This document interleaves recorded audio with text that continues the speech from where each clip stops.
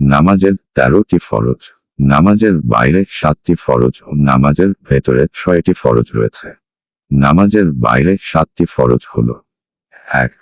শরীর পবিত্র হতে হবে। পবিত্র কোরআনে আছে, হে বিশ্বাসীগণ, যখন তোমরা নামাজের জন্য দাঁড়াও, তখন তোমাদের মুখ ও হাত কনুই পর্যন্ত ধোবে ও তোমাদের মাথায় হাত বুলিয়ে নেবে, আর পা গিট পর্যন্ত ধোবে। যদি তোমরা অপবিত্র থাকো, তবে বিশেষভাবে পবিত্র হবে। যদি তোমরা অসুস্থ থাকো বা সফরে থাকো বা তোমাদের কেউ পায়খানা থেকে আসো কিংবা স্ত্রীর সঙ্গে সঙ্গত হও আর পানি না পাও, তবে তায়াম্মুম করবে পরিষ্কার মাটি দিয়ে এবং তা মুখে ও হাতে বুলিয়ে নেবে। আল্লাহ তোমাদেরকে কষ্ট দিতে চান না এবং তিনি তোমাদেরকে পবিত্র করতে চান ও তোমাদের ওপর তার অনুগ্রহ সম্পূর্ণ করতে চান, যাতে তোমরা কৃতজ্ঞতা জানাতে পারো। সূরা মাইদা, আয়াত 6। 2. কাপড় পবিত্র হতে হবে। পবিত্র কোরআনে আছে, পবিত্র করো তোমার কাপড়। সূরা মুদ্দাসসির, আয়াত 4। 3. নামাজের জায়গা পবিত্র হতে হবে। তিরমিজি, হাদিস 1, 4। সতর ঢাকতে হবে।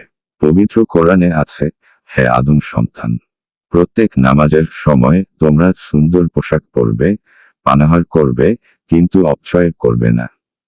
তিনি অপচয়কারীদেরকে ভালোবাসেন না। সূরা আরাফ, আয়াত 31। 5. কিবলামুখী হতে হবে।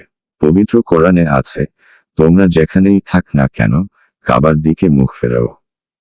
সূরা বাকারা, আয়াত 144। 6. ওয়াক্ত মতো নামাজ পড়তে হবে। পবিত্র কোরআনে আছে, তারপর যখন তোমরা নামাজ শেষ করবে, তখন দাঁড়িয়ে, বসে বা শুয়ে আল্লাহকে স্মরণ করবে। যখন তোমরা নিশ্চিন্ত হবে, তখন নামাজ কায়েম করবে। নির্ধারিত সময়ে নামাজ কায়েম করা বিশ্ববাসীদের জন্য অবশ্য কর্তব্য। সূরা নিসা, আয়াত 103।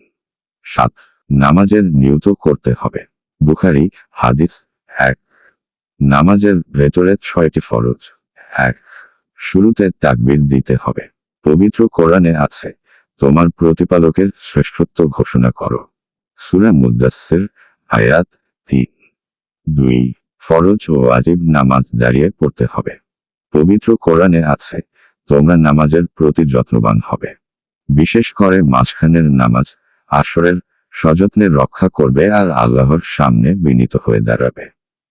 সূরা বাকারা, আয়াত 238। 3. আয়াত সুন্দর করে পাঠ করতে হবে। পবিত্র কোরআনে আছে, কোরআন থেকে যতটুকু পাঠ করা তোমাদের জন্য সহজ তোমরা ততটুকুই পাঠ করো।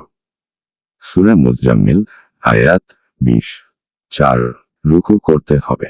পবিত্র কোরআনে আছে, হে বিশ্বাসীগণ, তোমরা রুকু করো, সিজদা করো ও তোমার প্রতিপালকের উপাসনা করো এবং সৎকর্ম করো, যাতে তোমরা সফলকাম হতে পারো। সূরা হজ, আয়াত 77। 5. সিজদা করতে হবে।